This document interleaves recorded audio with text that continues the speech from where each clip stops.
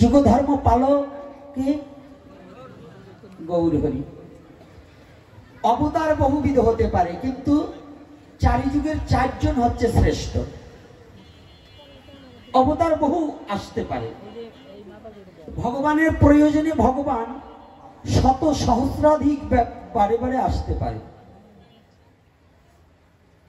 কথাটা কি বোঝা গেছে? কিন্তু বিশেষভাবে ভগবান চারবার এসেছে যুগ ধর্ম পালন করতে। সত্যযুগে নারায়ণ, ত্রেতাযুগে রাম, দাপরে কৃষ্ণ, কলিতে গৌর হরি। এই সত্যযুগে অনেকবার ভগবান এসেছে। এই বরাহ, কুর্ম, নৃসিংহ এগুলো কোন যুগে?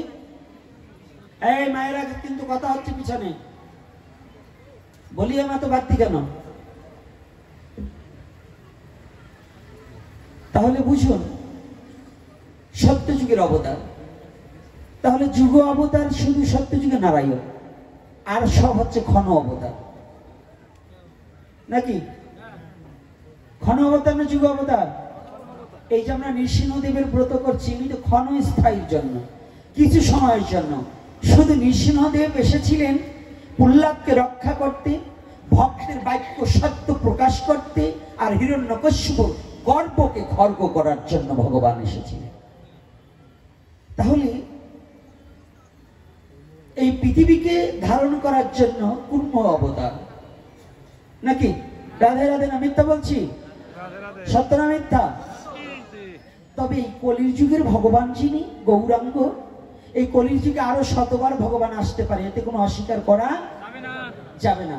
যদি কেউ বলে যে ভগবান আসতে পারে না, তাহলে তার মতো মূর্খ আর পৃথিবীতে হয় না। ভগবান সম্বন্ধে তার কোনো ধারণাই নেই। ভগবান সব পারে। আপনি লেখলেন ঈশ্বর সর্বশক্তিমান। এই ঈশ্বর সর্বশক্তিমান কথাটা যদি থাকে, এই যে আমার বাম ভাগে একজন জনপ্রতিনিধি, একজন জনদরদি, এই যে আপনাদের সুপরিচিত চেয়ারম্যান বাবা, আমার সুভাষ বাবা, তাই তো? হ্যাঁ, নাম তো ভুলি নাই, আমি ভাবছিলাম ভুলে গেছি বোধহয়। তা দেখি না ঠিক জায়গায় কোপ পড়ছে। তাহলে এই যে সুভাষ বাবাও বসে আছে, আমাদের চেয়ে কিন্তু এদের তীক্ষ্ণ ব্রেন। সাধু গেছে সাধনা আমরা কম করে না, তবে উনি করেন না সেই সাধনা, অন্য কেউ করে। এর আগে যারা 2 নাম্বার চেয়ারম্যান ছিল, যারা চুরি করে করে পরের ডামাইয়ে খাইছে, ওরা রাত ধরে ঘুমায় না। কোন কায়দায় অন্যের কাঠ আমার গম কটা মাতৃবার কি করে নাই? সাধক কিন্তু আমরাও কম না। তবে যদি জনপ্রতিনিধি সত্যিকারের সেবার নিমিত্তে নিজেকে উৎসর্গ করে, সে একজন মহাপুরুষের চেয়ে কোনো অংশে কম নয়। ওখানে গিয়ে ইউনিয়ন অফিসে বসেও মানব সেবা করা যায়, যদি তার সৎ নীতি, সৎ আদর্শ এবং সরলতা স্বভাব নিয়ে যদি জনগণের সেবা করে, তার এই মালা তিলক পড়ুক আর না পড়ুক ওটা হইল পরে, সেও সাধু কম নয়। তবে ওই সাধু পাওয়া বড় দায়, ওই কোটিতে একজন হয়। তবে হবে আর না, ওই করবে কি? আপনারাও তো চাটা যোগের মতো চিনে যোগ, এই জনগণ তো চিনে যোগ। ভাও পাইলে, ওর বাবাও জীবনে চা খায় নাই, ও ভাও পাইলে 23 কাপ খায় একা। তো ওই বিটা কি জমি বেঁচে খাওয়াইছে, তো ওইটা উসুল করবে না? আপনারা খাওয়া বন্ধ করে দেন, ওরা খাওয়া বন্ধ করে দেবে। রাধে রাধে, রাগ করছেন নাকি? আমি এটা ভাগবতের কথা না, কিন্তু পাশে পাইছি, কায়দা করে বলিয়ে দিলাম। এমনি বললে মারতো, কিন্তু আজকে কায়দায় ফেলাই বলছি, আর মারবার পারবে না। কায়দা আছে না? ওটার নাম সনাতন ধর্ম, কায়দা আছে। তো এইবার দেখুন, আপনি ভালো হলে জগৎ ভালো। আপনি যদি ঘুষখোর হন, তাহলে আপনার সাথে একটা ঘুষখোরের পরিচয় হবে। আপনি যদি সৎ চরিত্রবান হন, আপনার সাথে একটা সৎ চরিত্রবান ব্যক্তির সাথে বন্ধুত্ব স্থাপন। আপনি যদি সাধু হন, তাহলে একজন সাধুর সাথে আপনার সম্বন্ধ স্থাপন হবে। আপনার ভিতরে যদি বেজাল থাকে, আর একজন বেজাইলের সাথেই আপনার সম্বন্ধ স্থাপন হবে। সত্য না মিথ্যা? হবে কিনা? আজকে পাবন অবতারী শ্রী মানে গৌর হরি, আসবানে আপনার ওই পাড়ায় আর একটু পরে আসতেছি, তারা না বললে আজকে যাবো না, যে কয়টা বাজে বাজবে, পাকুরলে আজকে বাঁচাই দিয়ে যাবো। যা গৌরহরি করে, এই শ্রীমান গৌরহরি ভালোবাসাটা এত সহজে বোঝা যায় না। লেখা রয়েছে ঈশ্বর সর্বশক্তিমান। সনাতন ধর্মের তত্ত্বটা একটু বুঝুন। যদি কোনো সনাতন ধর্মে জন্মগ্রহণ করে কেউ বলে যে এটা ভগবান পারে না, ওর মতো মূর্খ আর বিশ্ব জগতে নেই। কেন? ঈশ্বর যদি সর্বশক্তিমান হয় তাহলে সে সবকিছু পারে, পারে কিনা? ঈশ্বর এই মৃত্যু কাঠের মধ্যে তিনি প্রাণ সঞ্চার করতে পারে না, পারে কিনা? একটা হাতিকে একটা সূচের ছিদ্রের মধ্য দিয়ে টেনে নিতে পারে না? তাহলে এটা বিশ্বাস যার নাই, সে কোনোদিন ভগবানের প্রতি একাগ্র প্রেম ভক্তি কখনো তার হবে না। এই প্রেম ভক্তিটাকে স্থাপন করতে হলে পরে কেমন বিশ্বাসের প্রয়োজন। আর ভগবানকে ভালোবাসতে হলে, ভগবান আমাকে যেখানে যে অবস্থায় রেখেছে, অনেক ব্যক্তি আছে ভগবান আমাকে ভালো রাখে, ভগবান আমার এটা করলো কেন, ভগবান আমার পুত্রটাকে নিয়ে নিল কেন, ভগবান আমাকে এই অকালে বিধবা করলো কেন, ভগবান আমাকে স্ত্রী হারা করলো কেন। সব দোষ ভগবানের, নিজের কোনো দোষ নেই। আমরা নিজের দোষ স্বীকার করি? কার দোষ? আসলে যারা জ্ঞানী তারা বলে না, আমার মতো মূর্খ যে সে বলে ভগবান করেছে। আর যারা জ্ঞানী তারা বলছে প্রভু তুমি বড় দয়াময়। কারণ কি জানো, আমি যে কর্ম করেছি ইহার চেয়েও বেশি শাস্তি আমার প্রতি তোমার দেওয়া উচিত ছিল। তুমি দয়াময় বিধায় আমাকে ক্ষুদ্র অপরাধ নয়, ক্ষুদ্র শাস্তি দিয়ে বৃহত্তম অপরাধকে মুক্ত করে দিলে।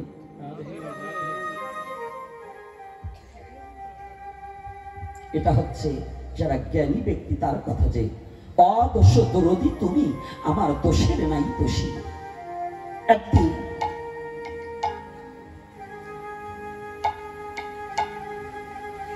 জগদানন্দ ঠাকুর, যে জগদানন্দ নৃত্য করতেন, মহাপ্রভুর সাথে দুজনে এত নৃত্য করতেন, একটা না 12 ঘন্টা 14 ঘন্টাও নৃত্য করা হতো। দুজনে হরিনামে উদ্দণ্ড নৃত্য, উদ্দণ্ড নৃত্য, উদ্দণ্ড নৃত্য বুঝতে পেরেছে?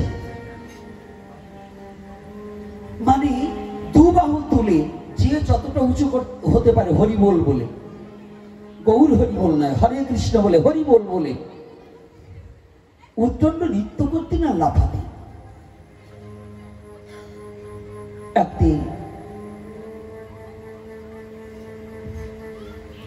রাত্রে, অধিক রাত্রে, গৌর হরি ভাবে বিভোর হয়ে, ভাবে কি বিভোর, ওই কৃষ্ণই যে গৌর হয়ে এসেছে, এই কৃষ্ণই গৌরাঙ্গ রূপে এসেছে। আবার নিজে ভক্তবেশ ভাবাপন্ন হয়ে পূর্বের কথা মনে করে গৌর হরি রাধা ভাবে বিভোর হয়ে কাঁদিতে কাঁদিতে ধুলায় দূষাবিত হয়ে গেছে। আজকে জানো আমাদের সমাজে না একজন ব্যক্তি ভালো পোশাক পরে প্রণাম করতে চায় না, ধুলা লেগে যাবে, তাই তো? অঙ্গে ধুলা লেগে যাবে বিধায় আমাদের অনেক বাবারা মায়েরা আমাদের সন্তানেরা প্রণাম করতে চায় না। যদি একজন সাধুকে প্রণাম করে তাড়াতাড়ি ধুলাটা আরো ঝেড়ে ফেলে দেয়, তাই না? আর জগতের ত্রিজগতের অনন্ত কোটি ব্রহ্মাণ্ডের মহামালিক মহা অধীশ্বর শুধু রাধা বলতে দুটি বিগলিত ধারায় দুটি চোখের জলে বক্ষ প্লাবিত করে ধুলার মাঝে দূষারিত হয়ে যেতে।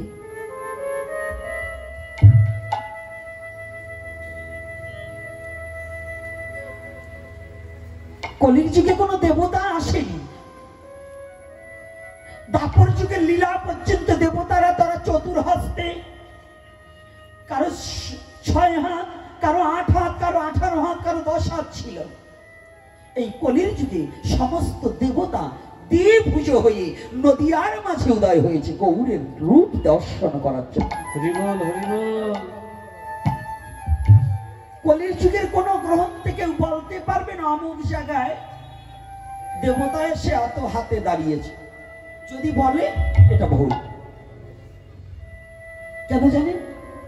ভাবাবেশে অনেককে অনেক রূপ দেখাইয়েছে, কিন্তু সরাসরি আসেনি। কারণ কলির যুগের সমস্ত দেবতাই গৌরের পার্ষদ হিসাবে নদিয়ার মাঝে এসে উদয় হয়ে গেছে। এজন্য গৌরলীলাকে স্মরণ করলে, গৌরের চরণে পুষ্প দিলে পৃথিবীর সমস্ত দেব দেবতার বন্দনা করা হয়ে যায়। এজন্য শুদ্ধ বৈষ্ণব যারা, তারা একমাত্র গৌরের চরণে নিজেকে সমর্পিত চিত্ত করে দিয়ে তারা কোনো দেবতা পূজা করে না। বুদ্ধিমান বৈষ্ণব যারা, তারা কোনো দেবতার পূজা করে না। আবার রাগ হচ্ছেন নাকি আপনারা? কথা বলবো না? হ্যাঁ, আমি কি মিথ্যা বলছি? সত্য কথা বলা যাবে তো? আর সত্যই সনাতন।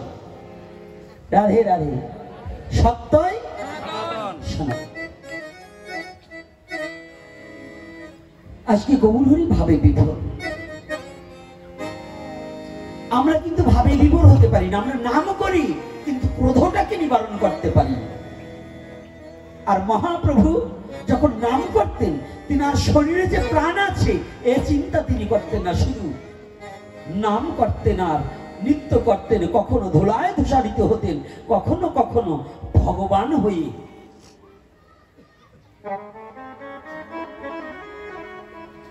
জগৎ জীবকে আমাহেন পাপিষ্ঠকে মুক্তির জন্য কত দুর্বুদ্ধি ব্যক্তিকে জড়িয়ে ধরে বলতেন, ভাই তোদের হাতে ধরি, তোদের পায়ে পড়ি, তোরা একবার বদনে বল হরি হরি হরি বল হরি বল হরি বল।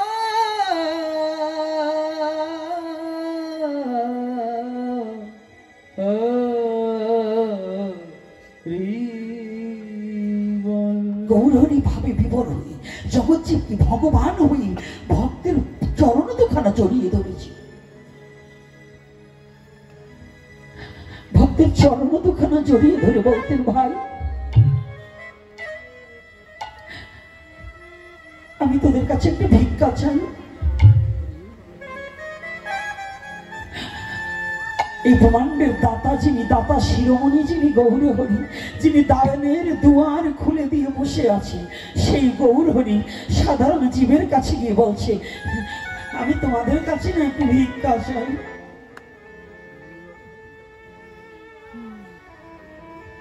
দুটি চোখের জলে ভেসে যাচ্ছে। কেউ কি আছো? আমাকে একটু ভিক্ষা দেবে?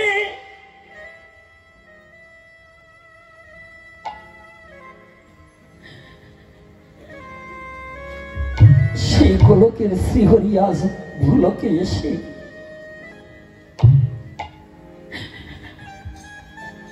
যিনি দুর্যোগ রাগদত্ত করেছে, নিজে রাজা হয়েছে, সেই রাজা ভগবান আজ ভিখারি হয়ে গেছে। জানেন, যিনি কংসকে সিংহাসন থেকে নামিয়ে নিজে রাজত্ব করেছিলেন, সেই ভগবান রাজদণ্ডকে পরিত্যাগ করে আজ ভিখারি সেজেছে। জগৎজি,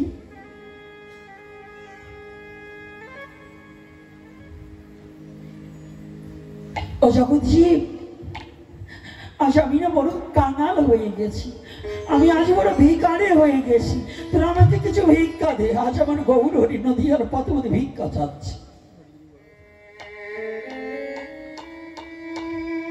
জগৎজি,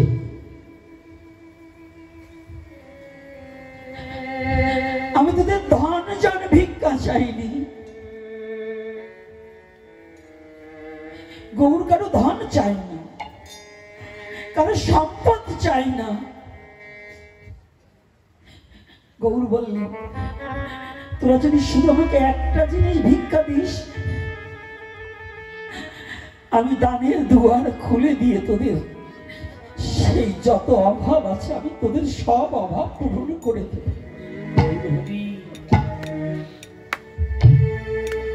জিনিসটা কি জানিস জগৎজি? আমাকে আর কিছু নেই, শুধু একটু হরি নাম ভিক্ষা দে। তোরা বদন ভরে একটু কি করবি জানিস জগৎজি? তোরা একবার বদন ভরে কৃষ্ণ বল, তোমরা একবার বদন ভরে কৃষ্ণ বলো। একবার বদন ভরে কৃষ্ণ বলো। ওরে আমি ভিক্ষা চাহি, ওরে তোমাদের কাছে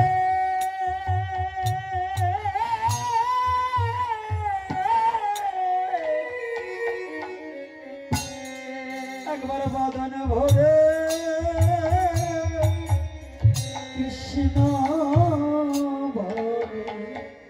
আমি ভিক্ষা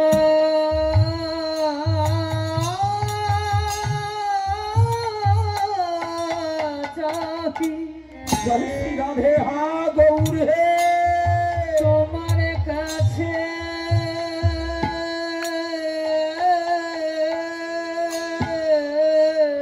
একবার বদন ভরে, একবার বদন ভরে কৃষ্ণ বলো। কৃষ্ণ বলো। আমি ভিক্ষা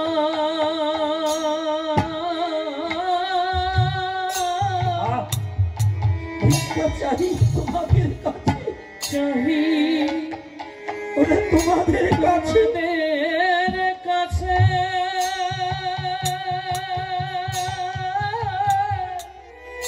বদন ভরে একবার বদন ভরে কৃষ্ণ বলো। কৃষ্ণ রে। একবার কৃষ্ণ বলো জগৎজি। জগৎজি একবার কৃষ্ণ বলো, তাহাতে কি হবে জানো? একবার কৃষ্ণ বললে সব তাপ দূরে যাবে, দূরে যাবে। আবার কৃষ্ণ বলিলে তোমার মুক্তি হইবে, হইবে।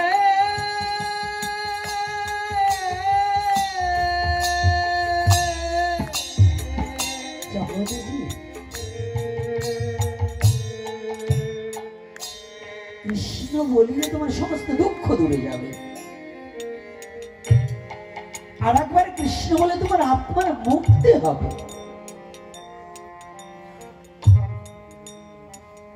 আজ মহাপ্রভু, সেই মহাপ্রভু যিনি জগৎ জীবের কাছে ভিক্ষা চাচ্ছি, আজ কি যেন কি ভাবতে ভাবতে একটু নিদ্রাগত হয়েছে, কিন্তু সকলে ভক্তরা যখন নীরব হয়ে গেছে, আবার গভীর রজনীতে সনাতন ধর্মের সাধনাটা কখন জানেন?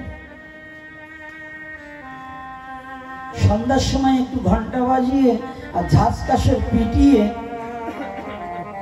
গৌর বন্দনা, তুলসী বন্দনা, অমোঘ বন্দনা, তমোঘ বন্দনা করে না, এটা শুধু লৌকিক দেখা, এটা কিন্তু আত্মশুদ্ধির পথ নয়। এটা হচ্ছে ধর্মের আঙ্গিকতা। আর তোমার আত্মার মুক্তি দিতে হলে যে কর্মটা, সেটা 18 দণ্ড নিশায় রাত 12টার পরে গিয়ে করতে হবে। কথাটা কি বুঝাতে পারছি? বুঝতে পারছি? রাধে রাধে। এই জন্য সাধক যারা তারা উল্টা গতিতে চলে, কারণ সাধকদের রাতও যেমন দিনও তেমন। কেন? রাতের বেলায় তারা ঘুমায় না। ওই যে গালে একটু জল দাও, জল দাও, জল দাও, দাও একটু জল দাও। কি জল দেবো? হরি বলকে জল দেবো নাকি? আর ঘুমাই না, নাহলে জল দিয়ে দেবো। শোনো, ভালো করেছেন। সাধকের সাধনা কয়টা থেকে জানে? কি পিছনের বাবারা কি জানেন তো? যুবক বাবারা কয়টা থেকে? আরে আপনাকে সাধনার তো ওকে সাধনার জোর বেশি, ওরা 3টা 4টে পর্যন্ত সাধনা করে। ওরা সাধনা কম করে না গো, সাধুরা আর কি আমরা বুঝি নাকি? ভালো কায়দা জানে। তা কি বাবা কি মিথ্যা নাকি বলুন? ওরা আমার কাছে সাধু বড় না? ওরা 4টে পর্যন্ত ইটিং পিটিং চিটিং, আর বললাম না। তো এই জন্য সাবধান সাবধান, ফের কহি সাধু সাবধান, ফের কহি সাধুর অবদান। একবার কইছি সাধু সাবধান, আর একবার কইছি সাধু অবদান। কথার মধ্যে গাঁদনের মধ্যেও কায়দা আছে। প্রথমবার হ্যাঁ সাধু সাবধান, অর্থাৎ তুমি গুছিয়ে নাও, এলোমেলো চলাফেরা করো না। আর ফের কই সাধুর অবদান, যদি মহাপ্রসাদ পেতে হয় সাধু ভিন্ন মহাপ্রসাদ দেওয়ার অধিকার কারণ নয়, এই জন্য বলা হয় সাধুর অবদান। এইবার মহাপ্রভু সেই বাবুন অবতারী গৌর হরি না, রাত্রে সবাই ঘুমিয়ে পড়েছে, এইবার গৌর হরি পূর্ব ভাব মনে পড়েছে, রাধা ভাবে বিবর হয়ে গেছে। রাধা ভাবে বিবর হয়ে কাউকে কিছু না বলে কখন যে ঘরের খিড়কি খুলেছে, খিড়কি বোঝেন তো? আরে ছিটকানি না, খিল না, ডাসাও না, ওটা খিল। হ্যাঁ, তাহলে আরে এখন সেনবে কয়েনতে, এখন বড় ভালো ঘরে ঘুমায় তো, আগের ঘর হইতো তাহলে বসতো। তা এইবার যখন খিড়কি খুলে গৌর হরি কখন যে ভাবে বিবর হয়ে বেরিয়ে গেছে, এটা ভক্তরা কেউ জানে না, কেউ জানে না। হঠাৎ করে জগদানন্দ ঠাকুর ঘুম ভেঙে গেছে। এই যে আমাদের যে শিষ্য শাবক না, আমাদের যে ভক্তরা, এর ঠেললে এদের চরণ ধরে সেবা করলে ওরা ঘুম থেকে উঠতে চায় না, ধাক্কা মারলে উঠতে চায় না। এটা কিন্তু ভজন না, ভজনটা বুঝুন। ঠিক। গুরুদেব উঠার আগে গুরুদেবের কি প্রয়োজন এটা শিষ্যর জানতে হবে, উঠে সেটা আগে করতে হবে।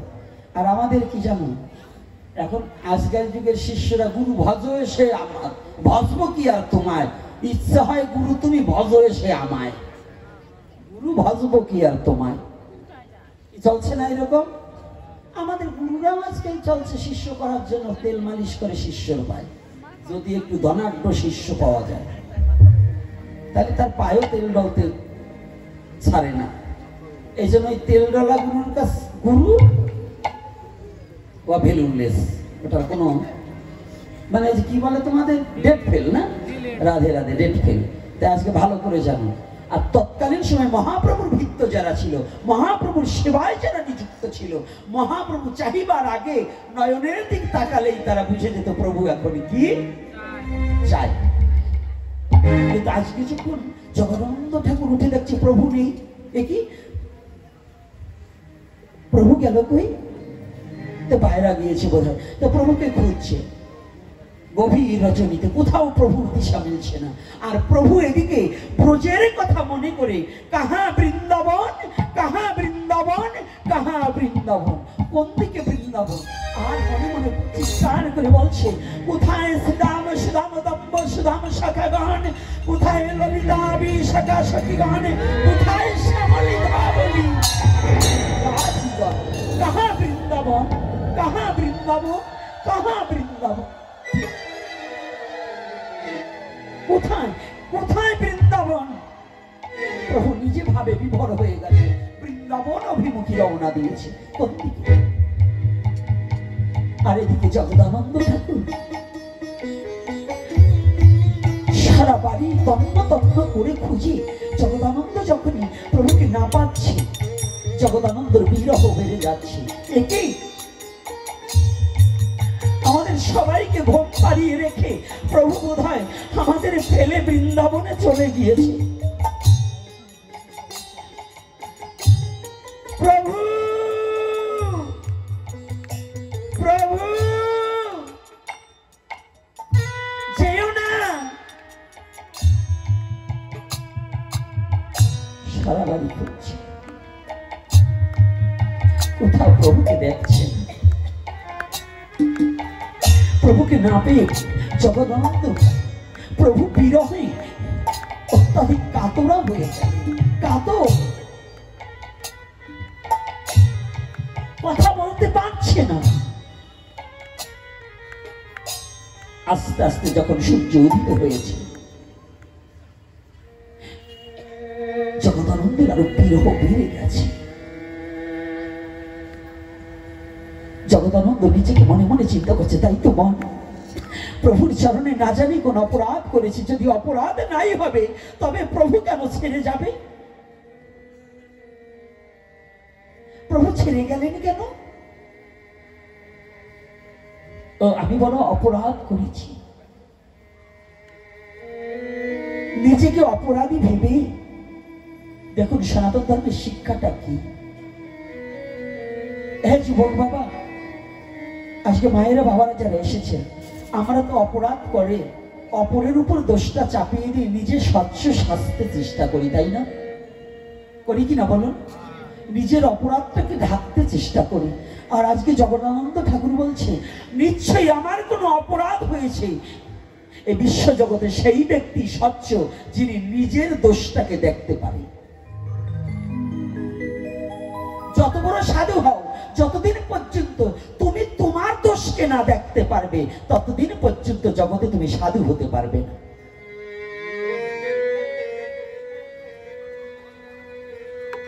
আগে নিজের দোষটাকে দর্শন করো। যেদিন তুমি তোমার দোষটাকে দর্শন করে তোমার এই দোষের বিচারটা করতে পারবে, তুমি সেদিন সঠিক মানুষ হবে। তোমার আত্মচেতনা উপলব্ধি হয়েছে, জানতে হবে। আর যতদিন পর্যন্ত তোমার দোষটাকে পরের প্রতি চাপাতে যাবে, জেনে রাখবে সেদিনই তুমি সাধু হতে পারো। তুমি কোনো সৎ ব্যক্তি হতে পারোনি, তুমি কোনো মানুষ হতে পারোনি। শুধু দেহটাই তোমার মানুষের মতো, তুমি আজ অবধি কোনো মানুষ হতে পারো। জগদানন্দ কাঁদছে, কড়াকড়ি যাচ্ছে আঙিনার মধ্যে, আর বিরহ বাড়ছে। জগদানন্দ চিৎকার করে কাঁদছে, ওনার চিৎকারে সবাই উঠে দাঁড়িয়েছে। কি হলো? ও ভাই, তোমরা কি আমার প্রভুকে দেখেছ? জানো, যেদিন হতে গৌর হরির চরণে শরণাপন্ন হয়েছি, যেদিন হতে গৌরকে এই নয়নে একবার দেখেছি, আমার জীবনটা যে গৌরের চরণে বিকিয়ে দিয়েছি।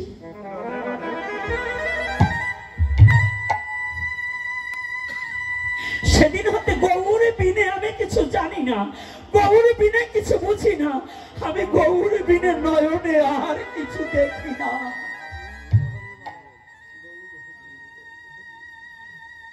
তোমরা বলে দাও,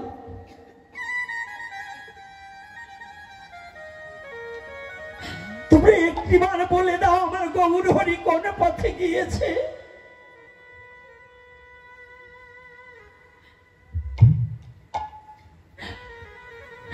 আমার গৌর যে পথে গেছে, আমি ওই পথে গিয়ে ভিক্ষা মেঘে খাবো, তবু দূর হতে আমার গৌরের চরণ আমি একটু দর্শন করবো। জগদানন্দ চিৎকার করে কান্না করছে। ও তোমরা কেউ জানো না? তোমরা যদি কেউ না বলতে পারো, আমার জীবনে যদি গৌর দর্শন না হয়, গৌরকে যদি অদর্শনে থাকতে হয়, তাহলে দেহে প্রাণে রেখে লাভ কি? আমি ওই গঙ্গার জলে ঝাঁপিয়ে পড়ে আমার প্রাণ বিসর্জন করে দেব।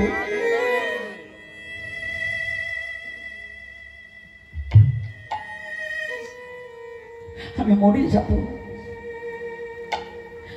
যে নয়নে গৌর দর্শন না হয়, সে নয়ন দিয়ে লাভ কি? যে জীবনে গৌরের সেবা থেকে বঞ্চিত হয়ে যেতে হয়, সে দেহে প্রাণে রেখে কোনো লাভ নেই।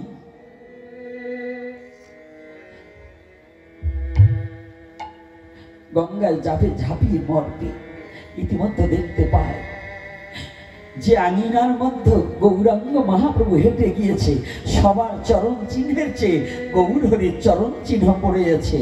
সেই যে 24টি যে চিহ্ন, সেই 24টি চিহ্ন পদচিহ্ন পড়ে আছে ধুলায় অঙ্কিত হয়ে।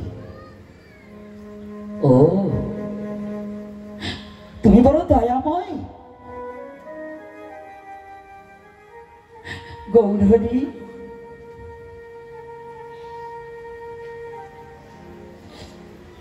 ও গৌরহরি, তুমি সব চলে গেছো বটে, তবে তুমি আমায় পাপিষ্টের জন্য তোমার চরণ চিহ্ন রেখে গেছো। ও বুঝতে পেরেছি, আমি তো মরেই যাব, আমি গঙ্গায় ঝাঁপিয়ে পড়ে মরে যাব। জীবনে তো আর কোনোদিন তোমার দেখা হবে না। আমি তো জীবনে আর কোনোদিন তোমার চরণ ধুলি আমার অঙ্গে মাখতে পারবো না।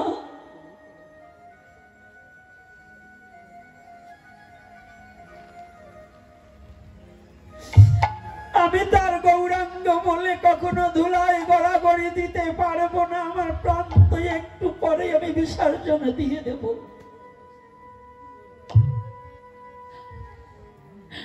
গৌরহরি, তুমি যে চরণ চিহ্নখানা রেখে গিয়েছো না,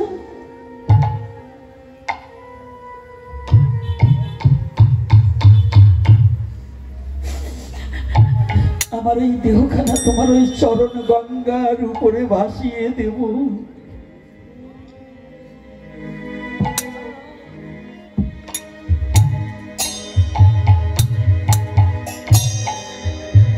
তুমি যে চরণ চিহ্ন ধুলার মাঝে অঙ্কিত করে রেখে গেছো, আমার জীবনেতে আর কোনোদিন এমন সুযোগ হবে না আমি আজ এই চরণ ধুলিখানা অন্তত আমার অঙ্গে মেখে নিই। জগদানন্দ ঠাকুর ওই গৌর পদ চিহ্নের উপরে গড়াগড়ি যাচ্ছে আর হা গৌরাঙ্গ বলে চিৎকার করে, প্রভু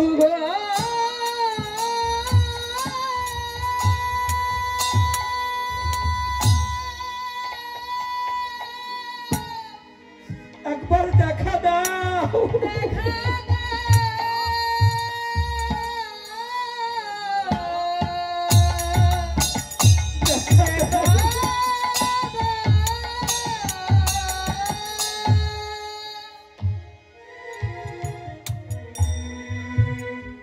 আর আমি প্রাণে বাসব না।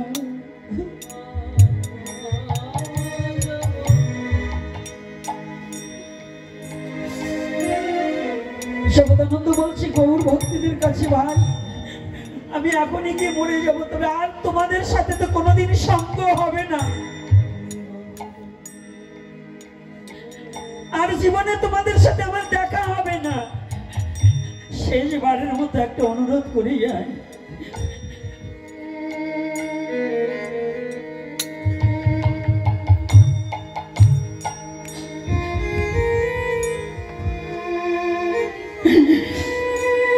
যদি আমার গৌর হরির সাথে তোমাদের কোনোদিন দেখা হয়, আমি তো আমার গৌরকে ভালোবাসতে পারলাম না, তোমরা আমার গৌরকে একটু ভালোবেসো, তোমরা আমার গৌরকে একটু ভালোবাসা দিও। আমি কোনোদিন গৌরকে ভালোবাসার মতো ভালোবাসতে পারিনি।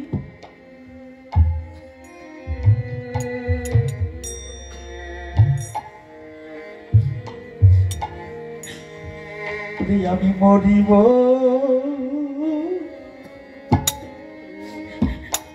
মরিব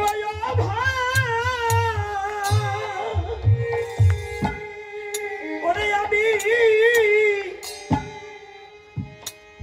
নিশ্চয় মরিব।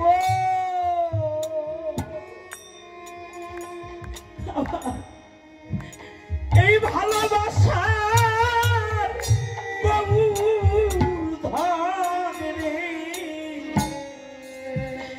আমার ভালোবাসা এই গৌর ধন রে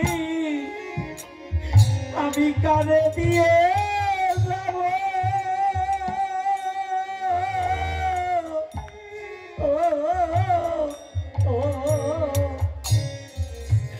আমি কারে দিয়ে যাব। আমি মরিব আর মরিব, মরিব মরিব আমি। হ্যাঁ গৌরে,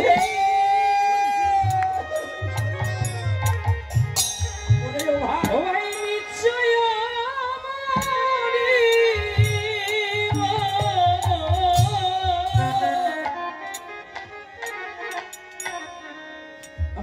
এমন ভালোবাসা গৌর হরি আমার গৌর ধনকে আমি কারে দিয়ে যাব আমি কারে দিয়া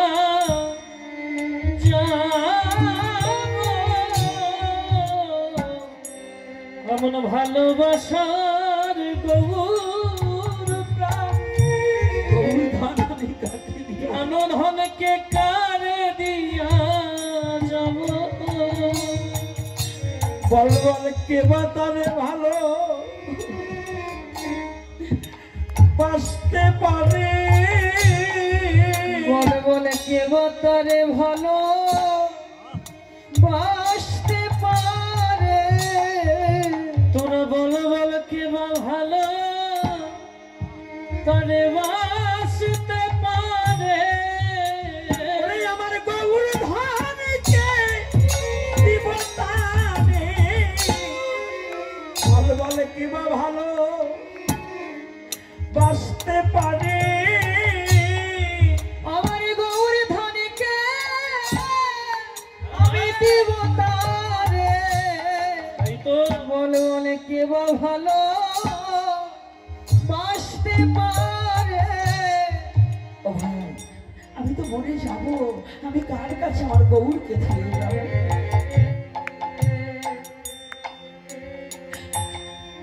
আর তো তোমাদের সাথে আমার দেখা হবে না জানেন তো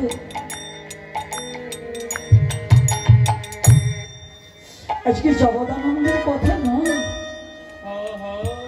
প্রতিটা জীবের কথা আজকে যারা এই মিলনে মেলায় আসতে পেরেছি আগামী দিন সুপ্রভাতে হয়তো কেউ না কেউ চলেও যেতে পারি আর কোনোদিন তার সাথে দেখা হবে না নাও দেখা হতে পারে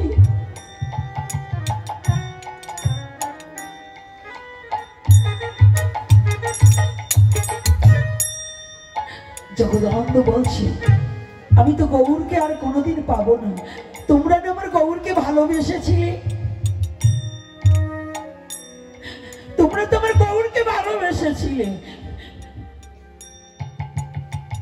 একটা কাজ করো গৌর ফেলে যা তোমরা তোমাদের চরণ থেকে আমাকে ফেলে দিও না তোমরা একটিবার আমাকে তোমাদের চরণে স্থান দাও আমাকে তোমরা চরণ ছাড়া করে দিও না আমাকে চরণ ছাড়া করো না জগদন্ত ঠাকুর চরণ ধরে শিরে মারছি এইবার আবার সচেতন হয়েছে ভক্তের অঙ্গের পরশ যখন গায়ে লেগেছে না আবার ভাবছে না না আমি জলে ডুবে মরলে তো আমার অপমৃত্যু হবে অপমৃত্যু হলে তো কোনো জন্মেই গৌরকে পাবো না না না আমি অপমৃত্যু হব না ইচ্ছাকৃত মৃত্যুকে বলা হয় অপমৃত্যু আজ না হোক কাল কাল না হোক পরশু একদিন তো আমার এই জগৎটা ছেড়ে চলে যেতেই হবে তাই না বাবা যেতে হবে না কেউ কি এই বিশ্ব জগতে মৃত্যু অবশ্যম্ভাবী যে পৃথিবীতে জন্মেছে অবধারিত মৃত্যু স্বাদ তার গ্রহণ করতে হবে এজন্য সারা ক্রোধ বসে আমি বিষ খাবো আমি গলায় রশি নেবো আমি অ্যাক্সিডেন্ট করে মানে গাড়ির তলে মাথা দেবো কারেন্ট ধরে মরবো এগুলো বৈধতা তাদের আত্মা কখনো শান্তি পাবে না কি করে মুক্তি পায় না তাহলে এইবার জগদানন্দ ঠাকুর বলছে আমি যদি মরে যাই আমি যদি মরে যাই আত্মহত্যা হবে তাহলে আমার পাপ হবে আমি মরবো না তো এই চরণ চিহ্ন তুমি চলে যাও আমি তোমাকে ছাড়বো কথাটা বলুন বুঝুন হ্যাঁ সনাতনী জাতি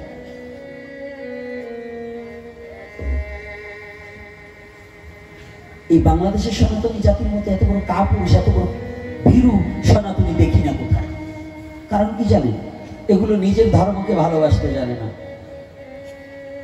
আরো ভালোবাসা কঠিন করে করতে হবে অন্যায়ের প্রতিবাদী হতে হবে যত বড় ঝড়ঝানটা যতটুকু আসুক না কেন তার প্রতিবাদী হয়ে রুখে দাঁড়াতে হবে ছাড়বো না। জগদানন্দ কি বলছে? তুমি আমাকে ছেড়ে যাও, আমি তোমাকে রাধে রাধে। আমার যত আঘাত আসুক না কেন, আমি আমার সনাতনকে ছাড়বো না। রাধে রাধে। বাংলাদেশের পরিসংখ্যানে সনাতনী জাতিকে দাবিয়ে রাখা হয়েছে এতকাল। ঠিক রাগ করবেন না, না না কথা। সনাতনী যদি থাকে 8 লক্ষ, বলা হয়েছে 4 লক্ষ, আর 8 লক্ষর খবর। রাধে রাধে। কারণ এটা একটা ব্রেনের মাইক। বাংলাদেশের সনাতনী যাতে মাথা উঁচু করে না দাঁড়াতে পারে, এজন্য এরা অনেক আগে থেকে এই পরিকল্পনা করে এদের মনোবলকে ভেঙে দেওয়া হচ্ছে। কিন্তু এটা কখনো মেনে নেওয়া যাবে না, যাবে না, যাবে না। এখন কিন্তু একটু কথা বলবো, আবার আলোচনায় যাব, কারণ ফাঁকে ফাঁকে একটু নিজেদের কথা না বললে হবে না। কি বলবো না বলবো না, এটা প্রয়োজন আছে না? হ্যাঁ, তো নিজেদের কি প্রয়োজন? এই যে কর্তারা যারা ঠ্যাং ধীরে চাটছেন, এই ঠ্যাং ধীরে চাটা বন্ধ করতে হবে। আমি সনাতনী, কোন নেতার পা চাটবার জন্য আমার জন্ম হয়নি, কোন রাজনীতিবিদের পা চাটবার জন্য আমার জন্ম হয়নি। আমার জন্ম হয়েছে ঈশ্বর ভজনের জন্য, আমার জন্ম হয়েছে আমার পরমাত্মাকে জানার জন্য, আমার জন্ম হয়েছে ঈশ্বর তত্ত্বকে উপলব্ধি করার জন্য, আমার জন্ম হয়েছে ভগবান আর গুরু গোবিন্দের দাসত্বের জন্য, কোন নেতার পা চাটার কুকুর হওয়ার জন্য নয়। তাহলে সেই সনাতনী জাতি, আমার জন্ম হয়েছে ঘুষ খাওয়ার জন্য নয়, আমার জন্ম হয়েছে আমার মাথা পরের কাছে বিক্রি করার জন্য নয়, আমার জন্ম হয়েছে আমার জাতির চরণে মাথা নয়, মনুষ্য জাতির কাছে আমাকে বিলিয়ে দেওয়ার জন্য। এখানে হিন্দু মুসলমান বৌদ্ধ খ্রিস্টান নয়, প্রত্যেকটা মানব জাতিকে ভালোবাসার জন্য আমার জন্ম হয়েছে। আর পৃথিবীর সমস্ত মানব জাতিকে ভালোবাসার ধর্ম, তার নাম সনাতন ধর্ম। তার নাম কি? আর এই সনাতনী এত পিছিয়ে পড়ছে কেন জানেন? এর একটাই কারণ, কৃষ্ণ ভুলি যেই জীব অনাদি বহির্মুখ, অতএব মায়া তারে দেয় সংসার দুঃখ। যখন কৃষ্ণকে, নিজের স্বধর্মকে ভুলে থাকবে, তার জীবনের পরিণতি খুব ভয়াবহ হবে। আর আমাদের কিছু বাংলাদেশে কিছু মন্দির কমিটি হয়েছে, ওরা নিজেদের পেট ভরা ছাড়া আর কিছু বোঝে না। একটা নিউজ এসেছে কিছুদিন আগে, জানেন, মেয়ের ধর্ষণের কথা শুনে পিতা হার্ট অ্যাটাক করে মারা গেছে। বরগুনায় আমাদের সনাতনী জাতির একটা মেয়েকে ধর্ষণ করা হয়েছে, তার পিতা সাথে সাথে শোনার সাথে সাথে মারা গেছে। পেয়েছেন না খবর? এই পেয়েছেন কিনা? এই সুবাদে মেয়েটার সংসারে কোনো ইনকাম করার কোনো লোক নেই। আজকে সেই মেয়েটার কে বিবাহ করবে? হ্যাঁ সনাতনী জাতি, আজকে জেনে যাও, যদি এরকম কোনো মেয়ে থাকে, তুমি যদি সৎ পুত্র হও, সৎ ছেলে হও, তাকে বিয়ে করে আনবে, স্ত্রী মর্যাদা দিয়ে শাঁখা সিঁদুর পরিয়ে তুমি তোমার বউ করে ঘরে আনবে। এজন্য তোমার যদি কোনো জাতি বানালে, আমি তোমাকে সন্তান হিসেবে স্বীকৃতি দিয়ে আমার মন্দিরে তোমাকে স্থাপন করে দেবো। কিন্তু এটা হচ্ছে জোর করে তাকে ধর্ষণ করা হয়েছে, এটা কোনো পাপ নয়, এটা তার সতীত্ব নষ্ট হয়নি। আর যদি কেউ নিজের দেহ সম্ভোগের জন্য, অন্য ছেলেকে ভোগ করার জন্য কোনো মেয়ে বেবিচারী হয়, তাকে তুমি ছুঁবে না, তাকে বিবাহ তো দূরে কথা, ওকে কুকুরের মুখ দেখা যাবে, তাকে দেখা যাবে না। কি রাগ করছেন নাকি আপনারা আমার কথা? এজন্য মুন্সিগঞ্জের মধ্যেই পরে শ্রীনগরের ওদিকে এই শাকেরনগর কালীবাড়িতে একটা সংগঠন, ছেলেরা যুব সমাজ চেয়েছিল ওখানে দান বাক্স বসাবে, এই জন্য ওখানকার কমিটি বসাতে দেয়নি এবং তাদেরকে হুমকি দিয়েছে এই সীমানার মধ্যে যেন কোনো দান বাক্স না বসে। এরকম কমিটি যেখানে থাকবে, 1 টাকা এদেরকে দেওয়া যাবে না। কারণ যারা নিজের জাতির স্বার্থে নয়, প্রত্যেকটা প্রায় জায়গার কমিটি নিজেদের স্বার্থে কাজ করছে, অর্থ চুরি করে। মন্দিরের এত অর্থ হয়, মন্দিরগুলো স্বর্ণ দিয়ে বাঁধানো যেত, এই অর্থগুলো কোথায় যায়? যায় কোথায়? তাহলে এরা জাতির স্বার্থে যদি কোনো বৈষ্ণব, যদি কোনো ব্রাহ্মণ, যদি কোনো কমিটি, যদি কোনো মন্দির কমিটি, যদি কোনো এই যে মেলার কমিটি যদি জাতির স্বার্থে এগোতে না আসে, ওই সমস্ত জায়গার যাওয়ার চেয়ে আমি মনে করি পায়খানায় বসে 2 ঘন্টা পায়খানা করাটাও শ্রেয়, ওই সমস্ত জায়গা পবিত্র নয়। কারণ যে নিজের জাতির জন্য কিছু করতে পারবে না তো মানুষই নয়। জাতীয় চেতনা যাদের মধ্যে কাজ করে না সে কি কখনো মানুষ হতে পারে? তুই মূর্তি করে পূজা করতেছিস আর জ্যান্ত মূর্তিকে কষ্ট দিচ্ছিস। তুই ল্যাংটা কালী পুজো করতেছিস ওখানে বসে মা মূর্তি করে, ঠিক আছে এটা ধর্মীয়, হ্যাঁ ঠিক আছে। মা প্রত্যেকদিন ল্যাংটা হয় নাই, একবার হয়েছে, সে যে কোনো কারণে হোক। আবার যদি বলি জগৎ জননী এত প্রসব হয়, একটা বাচ্চা প্রসব করতে সময় তাই তার কাপড় থাকে না শরীরে, আর সে অহর্নিশি জগৎ জননী সন্তান প্রসব করে, সে না পড়লেও কোনো কিছু আসে যায় না। তবু একটা কথা বলছি যুক্তিতে, কি বলছি তাই শুনুন, যে আমরা মূর্তি করে পূজা করছি, আপনি কি একটিবার ভেবে দেখেছেন যে মূর্তি চলতে পারছে না সেই মূর্তিটাকে আপনি পূজা করছেন? আর আমার মেয়ে, আমার মা, আমার সন্তান আজ ধর্ষিত হচ্ছে, আমার মেয়ে লাঞ্ছিত হচ্ছে, প্রিজেন্ট করছে, তার প্রতিবাদী হচ্ছি না, অসহায়ের পাশে দাঁড়াচ্ছি না, মন্দিরে যে মা মা করে বড় ভোগ লাগাচ্ছি, 100 মণ চালের খিচুড়ি দিচ্ছি, ওই খিচুড়ি কুকুরের খাবার ছাড়া কোনো মানবের খাবার হতে পারে না। অর্থাৎ যে খিচুড়ি রান্না করে ভোগ লাগাচ্ছি কিন্তু জ্যান্ত মানুষকে অবজ্ঞা করছি, এটা কখনো প্রসাদ হতে পারে না। হতে পারে না? এক কথা বলেন না কেন হতে পারে? 100 মণ চাউলের খিচুড়ি রান্নার চেয়ে যদি একটা মায়ের লজ্জা নিবারণ করা যায়, ওই 100 মণের চেয়ে আমি একটা মা, এইটাই সবচেয়ে শ্রেষ্ঠ ধর্ম। আগে নিজের জাতীয়তা রক্ষা। ভুলে গেছো তুমি? দুঃশাসনের দল যখন দ্রৌপদীর বস্ত্র হরণ করেছিল, সেদিন একমাত্র গোবিন্দ নিজে তার বস্ত্র দিয়ে দ্রৌপদীকে লজ্জা নিবারণ করেছিল না? তাই করেনি? আর তুমি সেই ধর্মে জন্মগ্রহণ করে পশুর মতো ব্যবহার করছো, সেই সনাতনে জন্মগ্রহণ করে তোমার দ্বারা নারী নির্যাতন হবে, তোমার দ্বারা নারী ধর্ষিত হবে, তোমার দ্বারা নারীর অসম্মান হবে। তুমি কেমন মানুষ? তুমি তো পশুর চেয়ে জানোয়ার।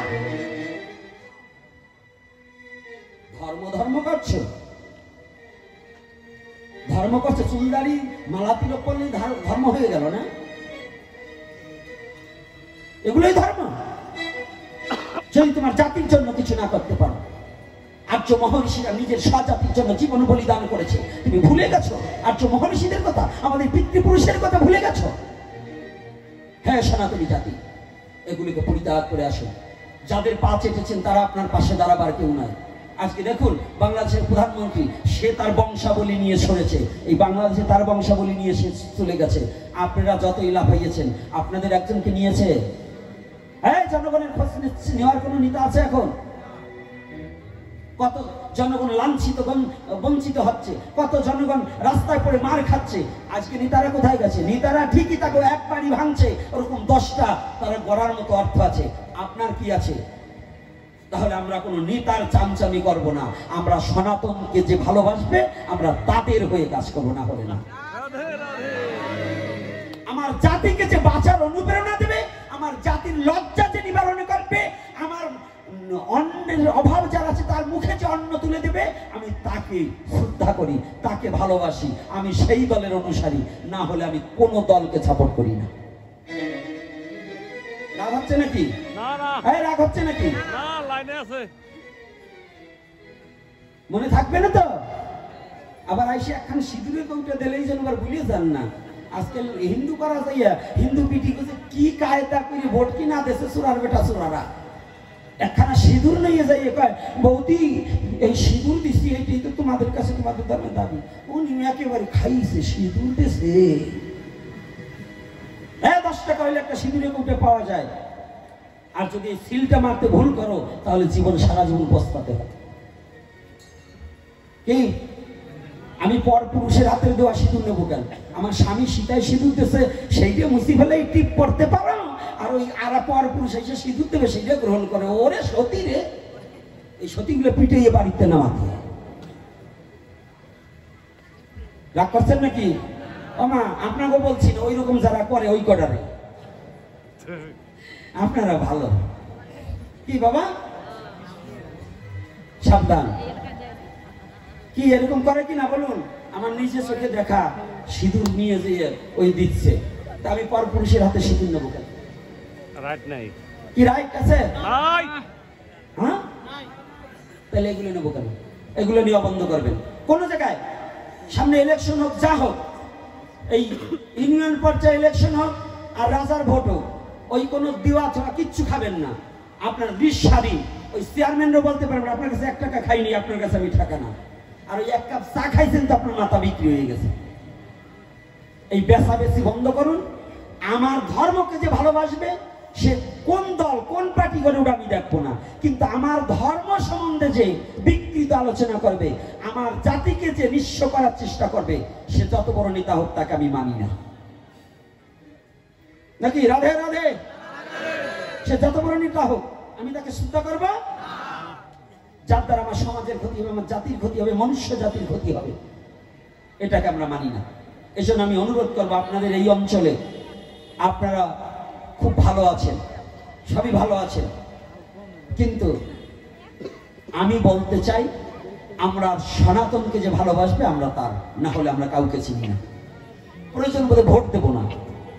মনে থাকবে? মনে থাকবে? কোন টাকায় বিক্রি হওয়া যাবে না। রাধে রাধে। আমি কিন্তু ক্যানভাসার করতে আসিনি, তারপরও আজকে বলছি কেন জানেন? কারণ এখন দেওয়ালে পিঠ থেকে গেছে। বাংলাদেশে এই সিগাল কুকুরের জ্বালায় এখন আর চলাফেরা করতে খুব কষ্ট হয়। তাই আশা রাখি। আর একটা কথা বলে যাচ্ছি, আপনারা এই বেঈমানগুলোকে চিনে রাখবেন। বেঈমানগুলো চিনে কি? জ্যৈষ্ঠ মাসে ধান উঠবে, যে সমস্ত গুরু গোসাইরা এই বস্তা ধরে ধান কালেকশন করার আসবে, এরা কয়দিন জাতির জন্য পথে নেমেছে? কয়টা কথা বলছে? যদি জাতির জন্য সে কাজ না করে, আজকে শিষ্য করবে রাশি রাশি, এই রাশি রাশি শিষ্য করে বস্তা ভরে 200 মণ 300 মণ ধান নিয়ে গোলা ভরিয়ে হবে, আরামে খাবে, আর আপনি লাথি খাবেন, এখন আসবে না। একটু বিবেচনা করবেন। এই সাধারণ একটু গন্ডগোলে যে গুরু আপনার জন্য আপনার খোঁজ খবর নিচ্ছে না, ও যে জম যাতনার সময় আপনার পাশে দাঁড়াবে, কোনো বিশ্বাস আছে? নাই। এই আছে? নাই। তাহলে এগুলো হলো জাতীয় বেঈমান। ওরা ভয়তে চুপ করে থাকবে, বস্তা নিয়ে ঠিক ধান উঠলে যাবে, এগুলো দান দেওয়া বন্ধ করবে।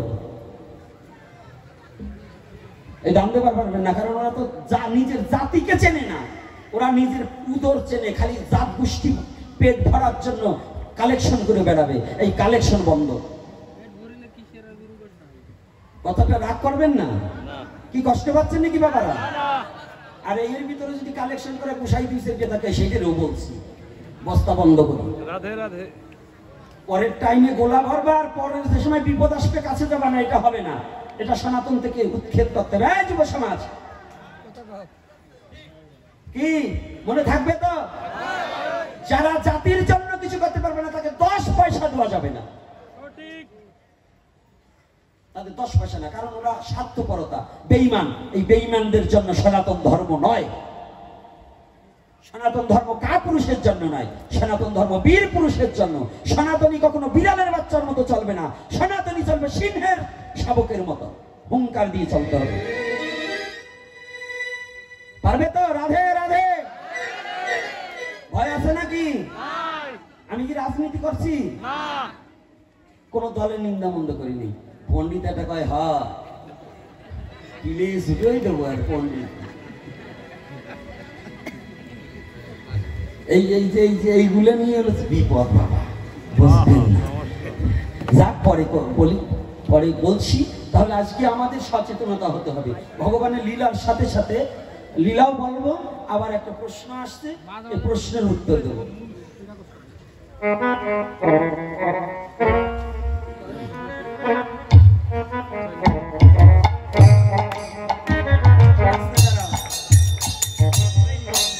কালো তিলকের মাহাত্ম্য কি? কালো তিলকের কোনো মাহাত্ম্য নেই। বৃন্দাবনের মাঠে এটা হচ্ছে ব্রজ রস, গিরি গোবর্ধন পর্বত ব্রজ রসকে এই দুটো মিক্স করে তিলক ধারণ করা হয়। সাদা তিলক যে খারাপ তাও নয়, কালো তিলক পড়লেই যে আমি একেবারে নাচতে নাচতে স্বর্গে যাব তাও নয়। আগে চরিত্র পরিবর্তন করতে হবে। সাদা কালো পরে দেখেন, আগে চরিত্র পরিবর্তন করেন। কি রাগ করছেন নাকি? না না। ও কালো তিলক পড়ছে ও যে একেবারে ব্রজবাসী গেছে না, ও সাদা তিলক পড়ছে একেবারে গৌরাঙ্গ মহাপ্রভুর আপনজন হয়ে গেছে তা না। আগে মিথ্যা কথা ছাড়ো, কপটতা ছাড়ো, পরের যেন ক্ষতি না করো, যেন নিজের স্বজাতি চিন্তাটা করো এবং মানুষকে ভালোবাসো। পৃথিবীর কোনো হিন্দু, মুসলমান, বৌদ্ধ, খ্রিস্টান কোনো মানুষকে ঘৃণা করার নয়, প্রত্যেকটা মানুষকেই তোমরা ভালোবাসতে শেখো। তিলকও পড়লাম, পরের ওই জমির আইল কুবাবার যে 1 বিঘা বাড়াই নিলাম কুবাইয়ের, ওরে সাধু রে, আছে কিনা? তো ওইগুলো বন্ধ করুন। এই কালো তিলক সাদা তিলকে কিছু আসে যায় না। সনাতন ধর্মে মেয়েদের চুল খুলে মন্দিরে যাওয়া যাবে কিনা? কবরী বন্ধন। মেয়েদের কথা বলছেন কেন? বিধবা কটা বিহু ফিলাপ করে তা তো কইলেন না। শাস্ত্রে লিখেছে বিধবা রমণী কবরী বন্ধন করলে তার স্বামীর মুক্তি হয় না। কবরী বোঝেন? খোপা বাঁধা যাবে না। এই জন্য সনাতন ধর্মের আর্য মহর্ষিদের ধার্য করা ছিল, যদি স্বামী মারা যেত সাথে সাথে স্ত্রী চুল ছোট করে কেটে ফেলত। আর এখন সধবাটা হচ্ছে বিধবাটাই সাথে বেশি।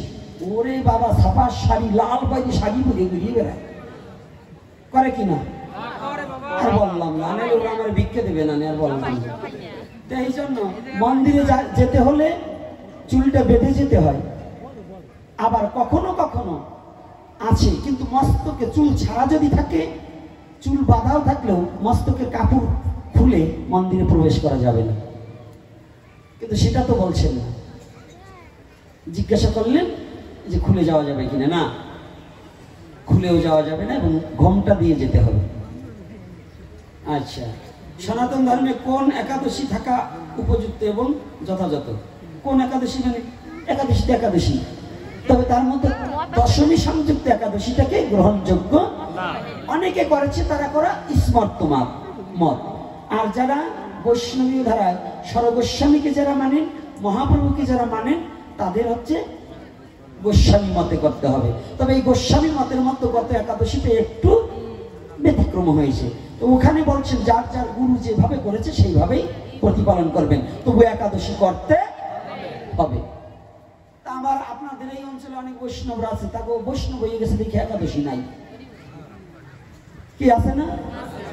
তাদের গুরুদেব করে নাই, তার গুরুদেব নিষেধ করছে। ওই গুরু শিষ্য দুজনই নরকের দরজা খুলে বসে রয়েছে। ওরা ভগবানরাই মানে না। বিড়িও টানে, আবার পঞ্চতত্ত্বের ভোগও লাগায়। ওই বিড়ি খরগোশাই দিয়ে পঞ্চতত্ত্ব ভোগ দিলে প্রসাদ হয় না। কি কষ্ট নাকি? পণ্ডিত মশাই কি বলেন? বিড়ি করতে খাওয়া যাবে নাকি পণ্ডিত মশাই? ওই যে কর্তারা দেয়, বাবা মরিয়ে গেছে, বাবার ওই জায়গায় আমার বাবা বিড়ি খাইতে, একটা বিড়ি দেয় শ্মশানে, একটু পান শেষিয়ে দেয়। আরে তোর বাবার তো চরিত্র খারাপ ছিল, তো তাই টাইনে দিবি না?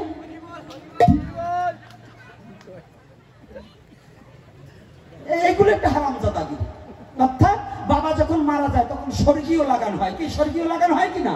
তো স্বর্গীয় ব্যক্তি স্বর্গে কি পান বিড়ি খায় নাকি? মাছের মাথা দেখায় না? মাছের মাথাটা নিয়ে দেয় শ্মশানের উপর, ওটা পেটের কার্য। কোনো যদি সঠিক পুত্র হয়, তার মা বাবার কাজে কোনোদিন সে শ্রাদ্ধে মৎস্য দেবে না। সৎ পুত্র কোনোদিন তার মা বাবাকে নরকে ঠেলে দেওয়ার পথ খুলবে না। অর্থাৎ ব্রাহ্মণ্য শাসিত সমাজে ব্রাহ্মণরা বলতেন ওর পেটের শ্রাদ্ধ করতে হবে। আমার বাবা কি পেট হয়ে গেল না? শাস্ত্রে বললেন যারা কৃষ্ণ মন্ত্রে দীক্ষা গ্রহণ করে তাদের কোনো পেটের শ্রাদ্ধ নেই। কি? কৃষ্ণ মন্ত্রে দীক্ষা গ্রহণ করলে তাদের কি নেই? পেটের শ্রাদ্ধ নাই, পেট শ্রাদ্ধ নেই। তাহলে ওখানে আমিষ দ্বারা শ্রাদ্ধ কার্য বন্ধ। শাস্ত্রে লেখা আছে আমিষ দ্বারা শ্রাদ্ধ কার্য করিবে। আমিষ মানে মাছ নয়, আমিষ মানে প্রোটিন। কাঁচকলায় সবচেয়ে আমিষ প্রোটিন রয়। কোন কিসে? মুগ ডাইলে, কাঁচকলায়, পটলে, সব সবজিতে আমিষ আছে। এই যত নিরামিষ বুঝি, একটাও নিরামিষ বুঝি নয়, সব আমিষ আছে। তাহলে কি? সাত্বিক আহার, রাজসিক আহারী, তামসিক আহার, তিন প্রকারের আহার। কি? সাত্বিক, রাজসিক, তামসিক। সনাতন ধর্মে বলছে সাত্বিক আহার। কোথায় বলেছে? শ্রীমদ্ ভগবত গীতায় বলেছে। আর যারা গীতা মানেন না তার সাথে আমার কোনো সম্পর্ক নাই। অসুরের সাথে কথা বলে লাভ কি? যে গীতা মানে না ও তো অসুর। তো অসুরের সাথে আমার সম্পর্ক কি? যে মত পথের হোক, সনাতন ধর্মে যে গীতা মানে না সে অসুর। অসুরের সাথে আমাদের কোনো সম্পর্ক হতে পারে না। মত বহুবিধ হতে পারে। আপনারা বলবেন মতু আহমদ, হ্যাঁ মতু আহমদ গীতা মানে। কে বলছে মতু আহমদ গীতা মানে না? শয়তান যেগুলো চুলদারি রাইখে সমাজের নষ্টকারী যে বদমাশগুলো ওরা বলে গীতা মানি না। রাধে রাধে। আমি নিজে ঠাকুর বাড়ি গিয়েছি, জানবেন আমার চোখে জল ধরে রাখতে পারিনি।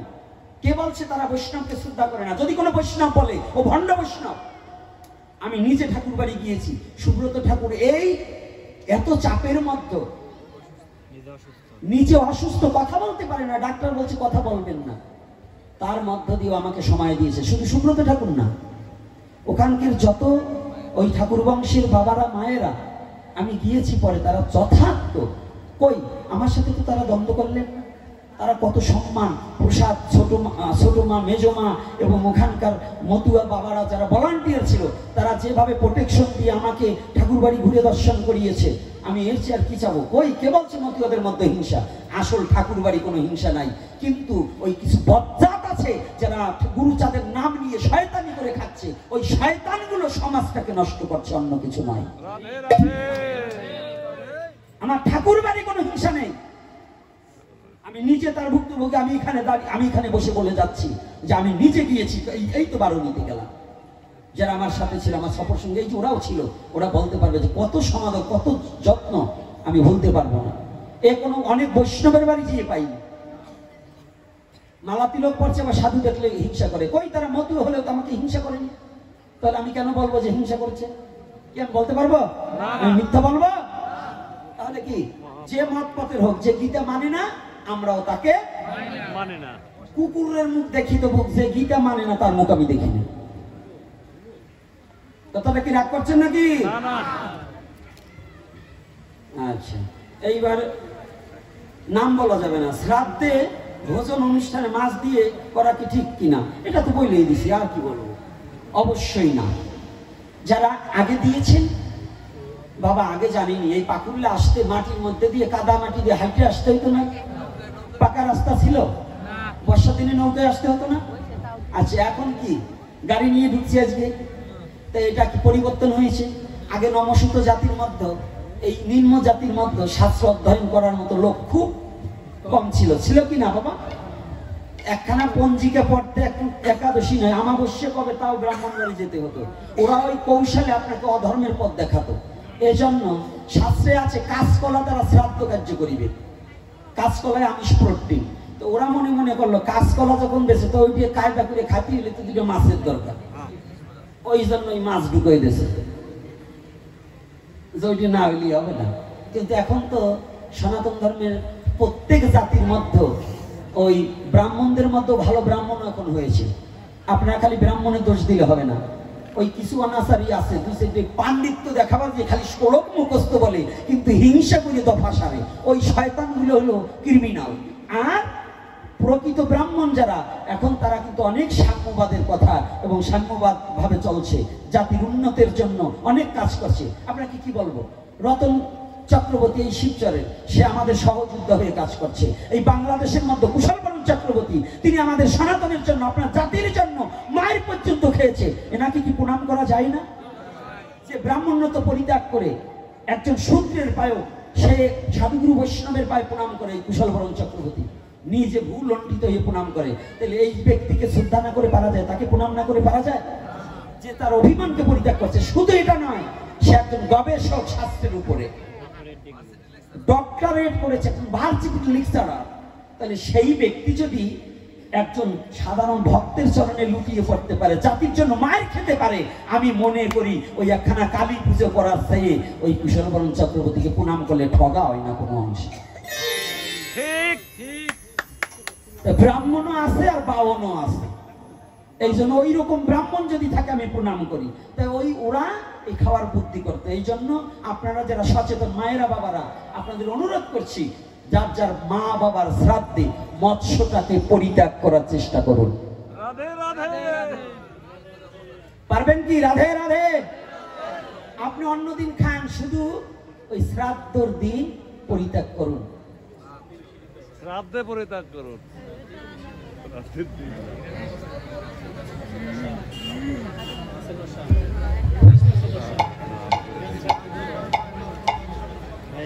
আস্তে প্রশ্ন করছে পাঁচখানা, এত প্রশ্ন করলে উত্তর চলে না। আপনি পাঁচখানা প্রশ্নের দান করলে পরে এমন একটা তত্ত্ব দিয়েছেন কঠিন, খুব ভালো কথা বলেছে। যে বাবা দিয়েছেন তিনি একজন ভজনশীল কি না তা আমি জানি না, তবে উনি শাস্ত্র অধ্যয়ন করেন এটা আমি জানি। ব্রজ প্রেম কৃষ্ণ ব্যতিরিক অন্য নাহি দিতে জানে। ব্রজ প্রেম কি? প্রেম কি? এটা প্রেম কখনো দেখানো যায় না, এটা ভজনের দ্বারা অনুভূতির জগতে মেনে নিতে হয়। এটা কি? প্রেম হচ্ছে যেখানে চাওয়া পাওয়া থাকে না, যে বস্তুতে অন্যের প্রতি কোনো আকাঙ্ক্ষা থাকে না, শুধু তাকেই ভালোবাসার পিপাসা নিবৃত্ত নিয়ে জীবন, জৈবন, দেহ, মন এই চারি বস্তু দান করে সে ভিন্ন অন্য কিছু জানে না, এটার নামই প্রেম। এটার নামই প্রেম। আর কাম কি? আত্ম ইন্দ্রিয় প্রীতিবাঞ্ছা তাহে কহি কাম, কৃষ্ণ ইন্দ্রিয় প্রীতিবাঞ্ছা ধরে প্রেম না। তাহলে প্রথম কথা এখানেই শেষ। এইবার যাই আর এক প্রশ্নের দেশ। এই প্রেম দাপড়েই দিতে পারতেন, দিলেন না কেন? না, এখানে আপনি বোঝেন, এখানে একটু দিতে পারতেন, দিলেন না কেন, এটা দুটো প্রশ্ন হয়ে যায়। এই প্রশ্নবাদক প্রশ্ন করা যাবে না। কেন প্রশ্নবাদক প্রশ্ন করা যাবে না? এটা ভগবানের ব্যাপার, তিনি দেন নাই কেন? এখন তার কথা আসতে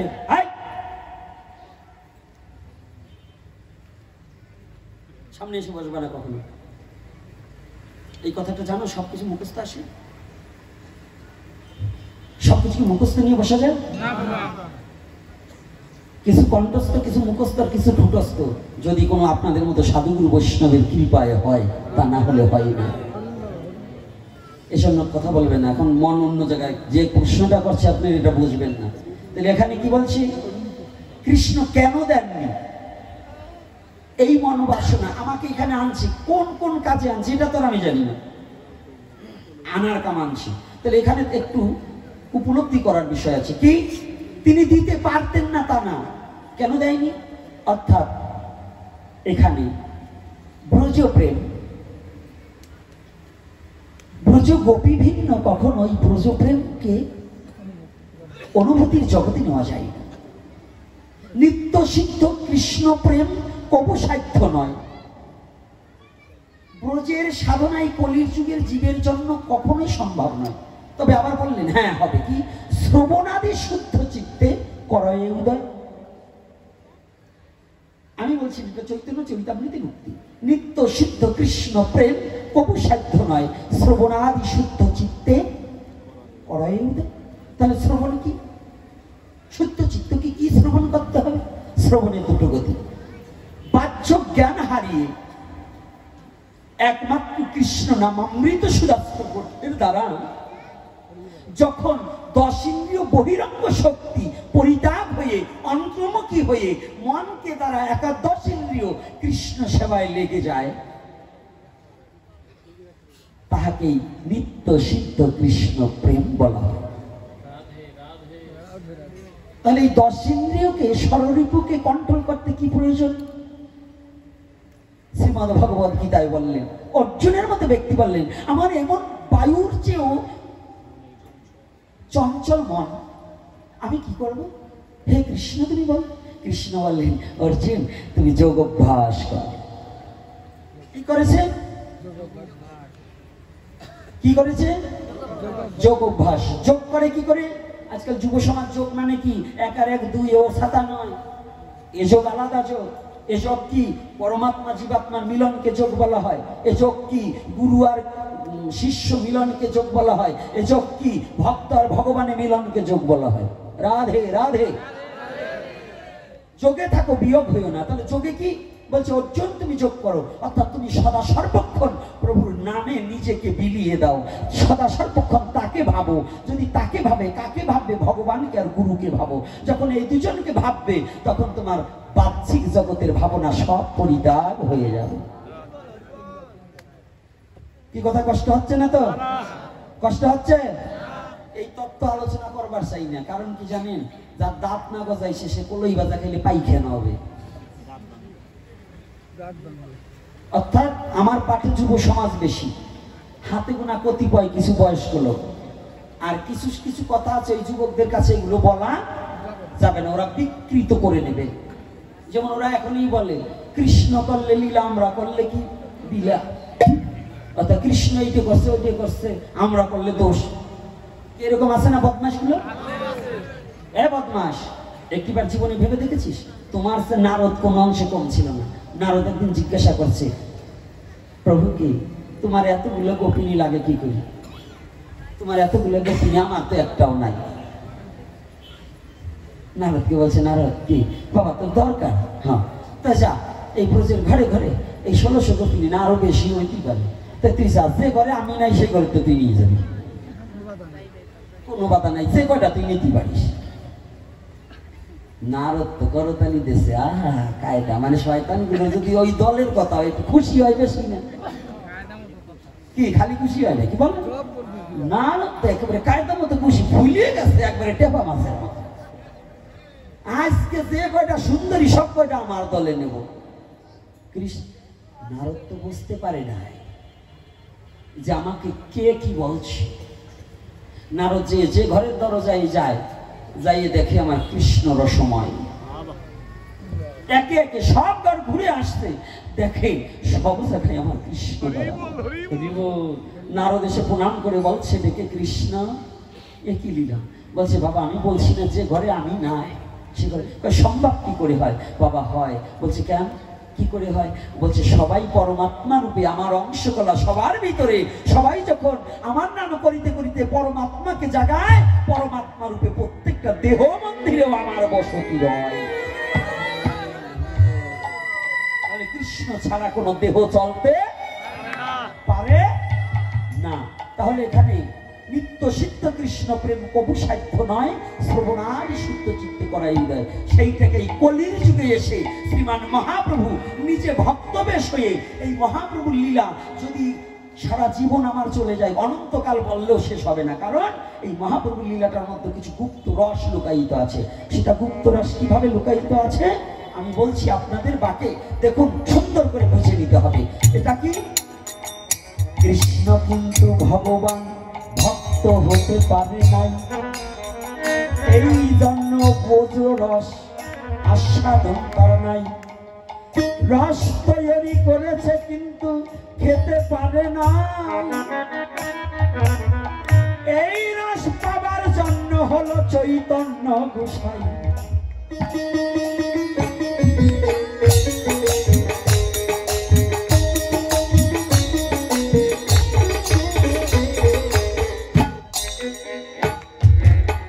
রাধা কৃষ্ণ প্রণয়া বিলাসিনী আহল্লাদিনী শক্তি রসমা দেহ ভেদাঙ্গতৌ চৈতন্য খঙ্গ প্রকট মধুনায় তদন্তয় সত্যমান্ত রাধা ভাবতি সুগলিতং নৈমি কৃষ্ণ স্বরূপং কৃষ্ণ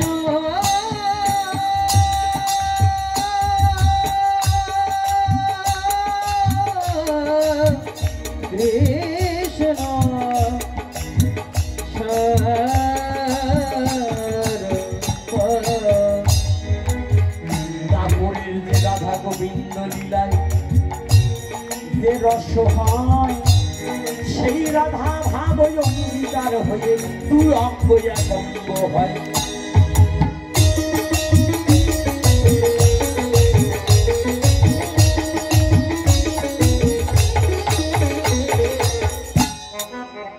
রাধা প্রেম সবাই বলে, রাধা প্রেম রাধা ঋণী বাদে তরে, এ কথা কিন্তু কোনো জ্ঞানী লোক নাহি বলে। ভগবানের ঋণ নেই জানিয়া রাখিবে, রাধার অঙ্গটাও কিন্তু ভগবানের অঙ্গ থেকে সৃজন হয় বিশ্ব চরাচরে।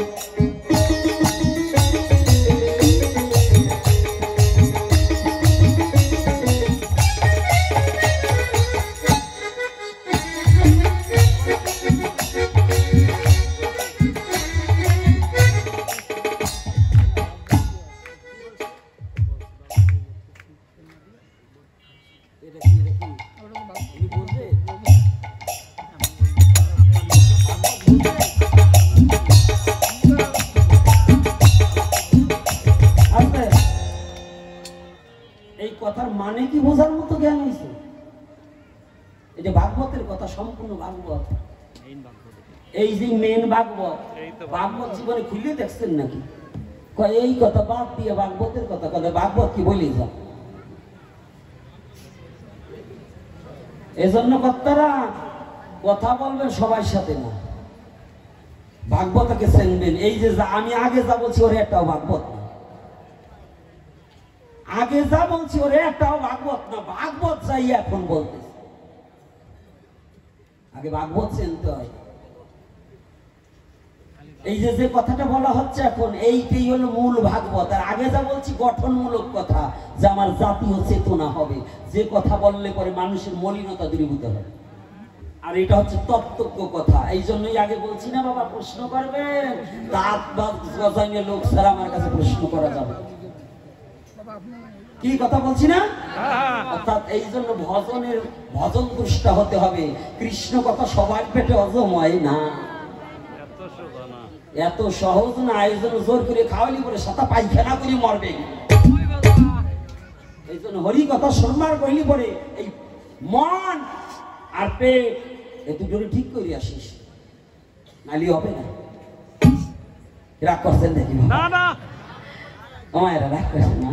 তাহলে এইখানে কথাটা বলছে কি, প্রেম কি জানেন? এই প্রেমের জন্য ভগবান গৌর হয়েছে। বাবা প্রশ্নটা কে করেছে তাকে একটু দেখতে পারি? বাহ বাহ বাহ, চমৎকার। আমি তাইলে আমার এটা খারাপ না, আমার চোখটা তো ওই জায়গায় গেছে। চুরার ছেলে চুরি করে দিবা, প্রশ্ন ধরা খাওয়া।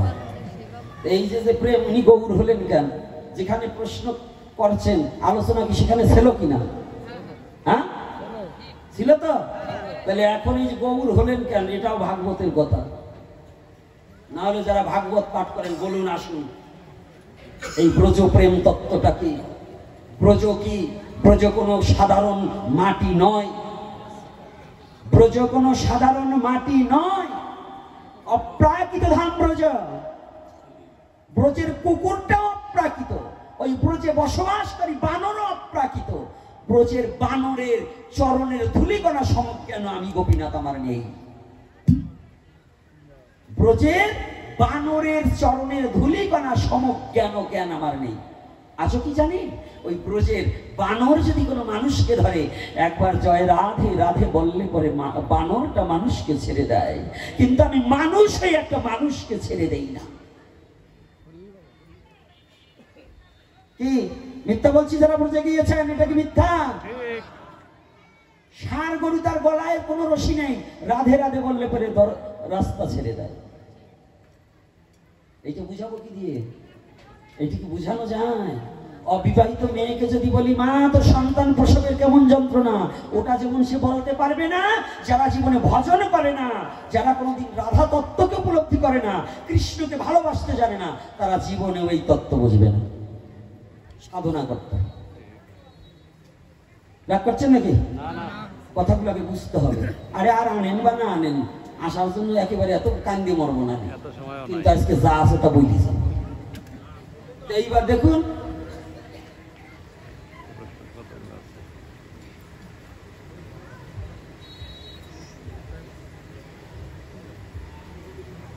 না এই তিল এই সৃষ্টি হইল আমার প্রশ্নের মধ্য না বাবা। পিতামাতার শ্রাদ্ধে পুত্রের কিভাবে করা উচিত এটা আগেই বলে দিছি। আপনার শ্রাদ্ধ দুটো প্রশ্নের উত্তর হয়ে গেছে, কিন্তু যেখানে আপনি আমাকে আঘাত করেছিলেন, আঘাত না জানাও না, এটাও একটা আঘাত। কি আঘাত জানেন? বলেন তো কি আঘাত? আঘাত না করলে যেমন ফল নিচে পড়ে না, তত্ত্ব প্রশ্ন না করলে পরে তত্ত্ব জানা যায় না। রাধে রাধে, এটাও এক ধরনের আঘাত। ঢিল ছুড়লে আমটা পাবে, প্রশ্ন করলে তত্ত্ব বেরোবে। তাই যেখানে গেল এক কথায় সব ডিসমিস হয়ে গেল। ওনারে ভাগবত আজকে শুনেই মরা পুরাণে গান শুনতে হবে, রাধে রাধে। আবার যদি কোনোদিন আপনার এই তত্ত্বের উপরে আলোচনা যদি আবার কোনোদিন আসি, আপনি বসবেন কাছাকাছি, তাই এই তত্ত্বের উপরে কিছু আলোচনা করব, যদি সত্যিকারের গৌরকে ভালোবাসি নাকি। রাধে রাধে।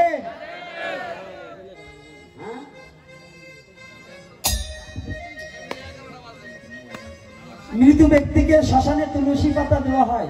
কি তুলসী পাতা না, শ্মশানে কিন্তু তুলসী ডালও দিতে হবে। তুলসী কাষ্ঠ দিয়ে দাহন করা বৈধ, আমের পল্লব না। আমের পল্লবের কথা, আমের ডাল দেওয়ার কথা কোনো শাস্ত্রে নেই। পুরাণে লেখা আছে তুলসী গাছ দেওয়ার কথা। মৃত্যু ব্যক্তিকে পোড়াতে হলে তুলসী গাছ দেওয়ার কথা। হ্যাঁ, তুলসী চন্দন, চন্দন তো আছে, তুলসী। কিন্তু আমরা অনেকে এই তুলসীর গুরুত্ব কি জানেন? বিজ্ঞান পর্যন্ত তুলসীর গুণ বর্ণনা করতে পারেনি। পৃথিবীর যত বৃক্ষ আছে তার মধ্যে শ্রেষ্ঠ বৃক্ষ হচ্ছে তুলসী, আর সেটাই পুজো করে সনাতন ধর্মের লোকে। আপনি বুঝবেন তো, শ্রেষ্ঠ যাত্রা সনাতনে কায়দা আছে। হ্যাঁ, কায়দা আছে। আরে যাবা যাও, পিছনে যাও, সামনেতে যাই আমি। তো এইবার দেখুন, মৃত্যু ব্যক্তির চোখে তুলসী দিতে হয়। কেন দিতে হয়? তুলসী তলায় শোয়াতে হয়। অর্থাৎ প্রত্যেকটা দেহে জীবাণু আছে, এই জীবাণু নাশকারী বৃক্ষই একমাত্র তুলসী। বাবা একটু পরে যাও, একটু পরে যাও। আমি তোদের এত বলি পিছনে যেতে, তোরা পিছনে যাস না, তোদের একটু সমস্যা আছে, মাথায় তোরা পাবনা নিতে হবে। তো এইবার দেখুন, জগদানন্দ ঠাকুর চরণ চিহ্ন দেখে দেখে এগোচ্ছে, আর এদিকে আমার মহাপ্রভু কাহা বৃন্দাবন, কাহা বৃন্দাবন। আমি ভাগবত বলছি শুনে। এইবার যখন গৌর হরি যাচ্ছে কাহা বৃন্দাবন, কাহা বৃন্দাবন,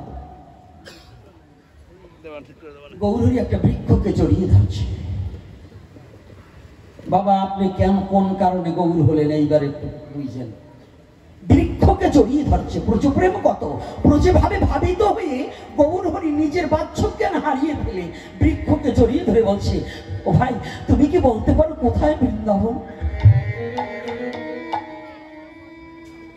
ও ভাই তুমি কি বলতে পারো কোথায় শ্রীদাম সুদাম সখাগণ? ব্রজপ্রেমটা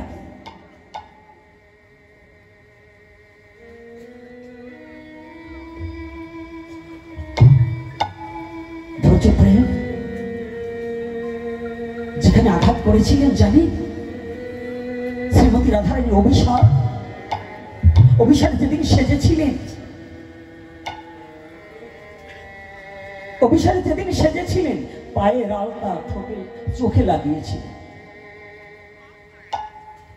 চোখের কাজল মুখমণ্ডলে লেখেছিল। শুধু একমাত্র আমার গোবিন্দের বংশীর ধ্বনি শ্রবণ করে, শুধু বংশীর ধ্বনিটুকু ওই আওয়াজটা কর্ণে যাওয়ার সাথে সাথে তাদের বাহ্য জ্ঞান হারিয়ে গিয়েছে। এটাকে বলে ব্রজপ্রেম। নিজেকে যত সময় আমি থাকি তত সময় ব্রজপ্রেম থাকে না।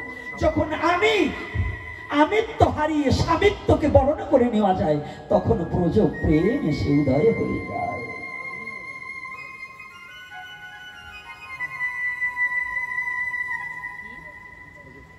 আজকে মহাপ্রভু হেঁটে চলছে, হঠাৎ করে একটা হিংস্র বাঘের সাথে দেখা হয়েছে। যখন বাঘের সাথে দেখা হয়েছে, বাঘ এগোচ্ছে, তাই তো আমি ওকে সুন্দর সুষম দেহের অধিকারী সুন্দর একটা সুপুরুষ পেয়েছি, আজকে ওকে খেয়ে আমার খুব আনন্দ হবে, আমি ওকে পরিপুষ্ট এই দেহটাকে খেয়ে আমি খুব আনন্দ উপলব্ধি করবো।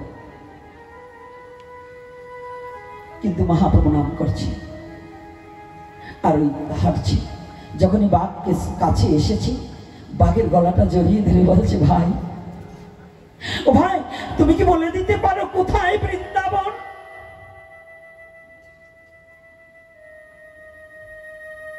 যখন বলেছে কোথায় বৃন্দাবন, মহাপ্রভুর পরশ যখন এই বাঘের গায়ে লেগেছে, ওর পশু জনম ধন্য হয়ে গিয়েছে, পশু জনম ধন্য হয়ে গিয়েছে। ওর আত্মচেতনা স্মৃতি জ্ঞান জাগ্রত হয়ে গেছে। অমনি বাঘ হিংসা ভুলে দুটি চোখের জল ছেড়ে দিয়ে বলছে, প্রভু দয়াময়, তুমি আমার মতো পশুকে কৃপা করবার এসেছো দয়াল।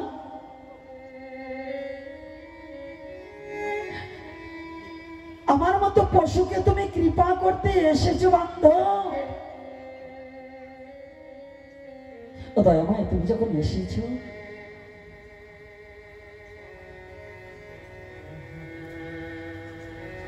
যখনই এসেছো প্রভু, আমাকে কথা দাও,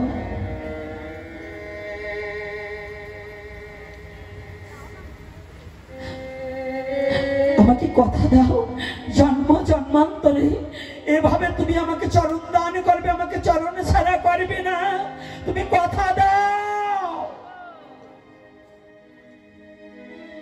হেঁটে চলছি, কিছুদূর যেতে না যেতে মত্ত হাতি, পাগল হাতি ছুটে এসেছে। হাতিও যখন কাছে এসে হাতিকে জড়িয়ে ধরে বলছে, ও ভাই কোথায় বৃন্দাবন? হাতিও যখন এই পরশ পেয়েছে না, হাতিও যখন পরশ পেয়েছে, হিংসা ভুলে গিয়েছে। হাতি গৌরহরি কি, গৌরহরি যখন হরিনামে নৃত্য করছে না, হরি নাম করছে, নৃত্য করছে, হাতি বাঘও নৃত্য করছে। সিংহ ভাবছে যে কি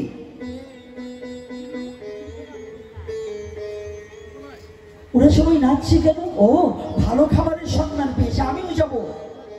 সিংহ যখন ছুটে এসেছে না, সিংহকেও যখন জড়িয়ে ধরেছে মহাপ্রভু, জড়িয়ে ধরার সাথে সাথে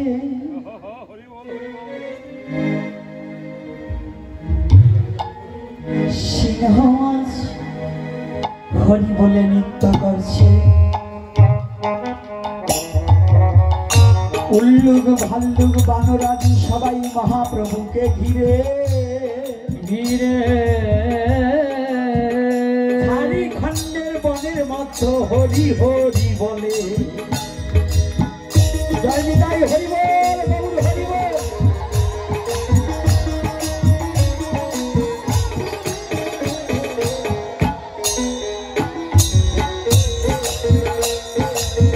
জগদানন্দ পিছনে থেকে দেখিবারে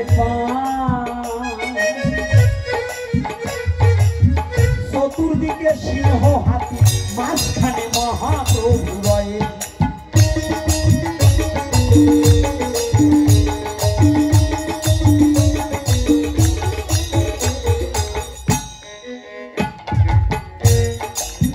মাঝখান থেকে মহাপ্রভু হরি হরি বলে।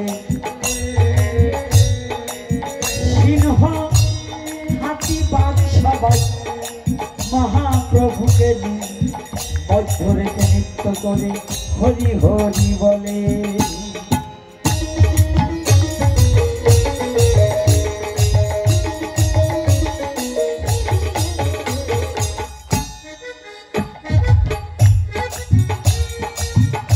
এমনি ভাবিয়া যখন মহাপ্রভু আমার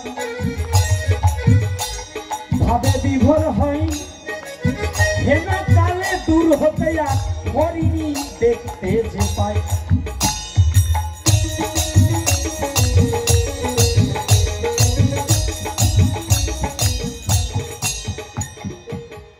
হরিণ দূর হতে দেখতে পেয়েছে। একই কোনদিন তো সিংহ হাতি বাঘ এবং মানুষ বানর একসাথে নৃত্য করে না। একই হলো আজকে আমাদের ঝাড়খণ্ডে বনে হরিণ হরিণীকে ডেকে বলছে, ও হরিণী।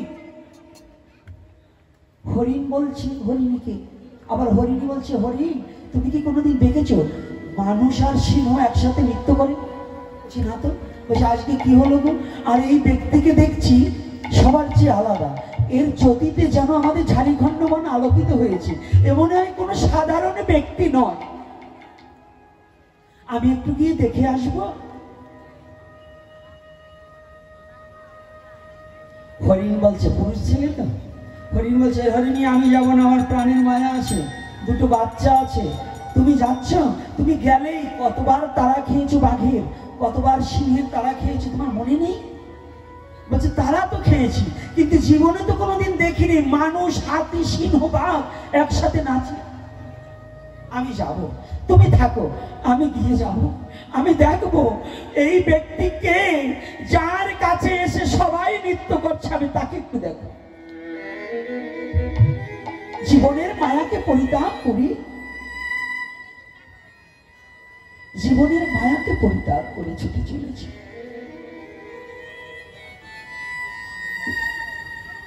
যখন জীবনের মায়াকে পরিত্যাগ করে হরিণী ছুটে এসেছে, হরিণী একটু ভয়ে ভয়ে দূরে রয়েছে, আমাকে এবার বাঘে থাবা মারবে কিনা। বাঘ আর এবার সিংহ ডাকছে, ভাই ও হরিণী তুই আয় আয়। ওরে আজ আর আমার হিংসা নেই, আজকে যে ব্যক্তিকে পেয়েছি আয়। ওরে এই ব্যক্তির চরণে আমরা সবাই মিলে শরণ নেই, আমাদের পশু জন্ম ধান্য করব।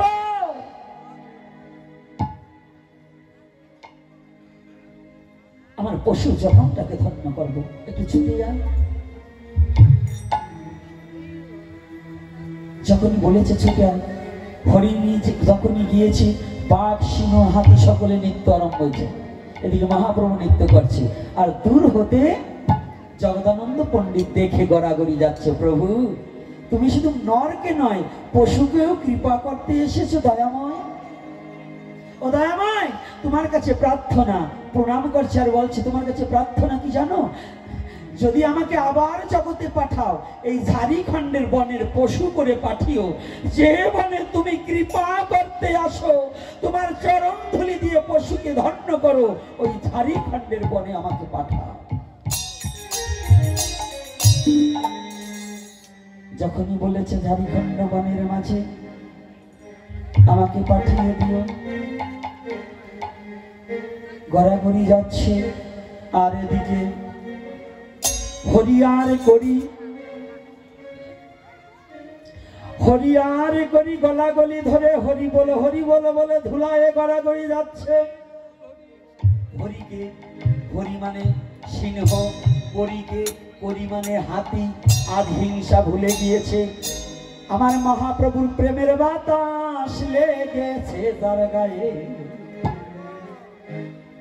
আমার গৌর হরি প্রেমের বাতাস লেগেছে যার গায়ে। আমার মহাপ্রভুর প্রেমের বাতাস লেগেছে যার গায়ে। ও সে হিংসা ভুলে হরি বলে, ও সে হিংসা ভুলে হরি বলে। ওরে ও সে হিংসা ভুলে হরি বলে,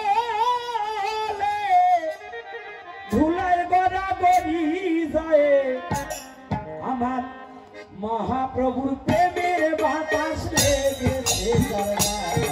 আমার মহাপ্রভুর প্রেমের বাতাস লেগেছে যার গায়ে। আমার মহাপ্রভুর প্রেমের বাতাস লেগেছে যার গায়ে।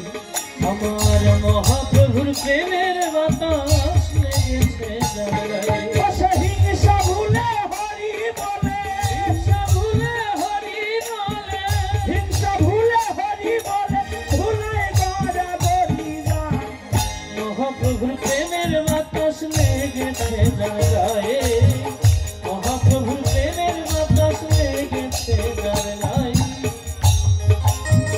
তাহার সাক্ষী ঝাড়িখণ্ডের বন, ও ভক্তগণ দেখো সর্বক্ষণ। বানরাদি পশু পাখি হইল মিলন, হইল মিলন, দেখো হইল মিলন। তাহার সাক্ষী ঝাড়িখণ্ডের বন। ওরে তোমরা দেখো ভক্তগণ, বানরাদি পশু পাখি হইল মিলন। হইল মিলন, হইল মিলন। তারা হরি হরি হরি বলে, হরি হরি হরি বলে, হরি হরি হরি বলে, চরণেতে পড়ে রয়ে। মহাপ্রভুর প্রেমের বাতাস লেগেছে যার গায়ে। আমার গৌর হরির প্রেমের বাতাস লেগেছে যার গায়ে। ও সে হিংসা ভুলে হরি বলে, ও সে হিংসা ভুলে হরি বলে, হিংসা ভুলে হরি বলে, ধুলায় গড়াগড়ি যায়। মহাপ্রভুর প্রেমের বাতাস লেগেছে যার গায়ে।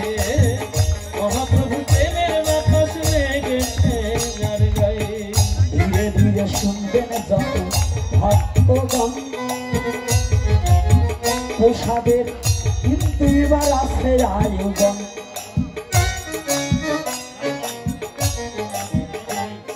আর শৈলেন্দ্র বালা মহাশয় তাহার পুত্র আছে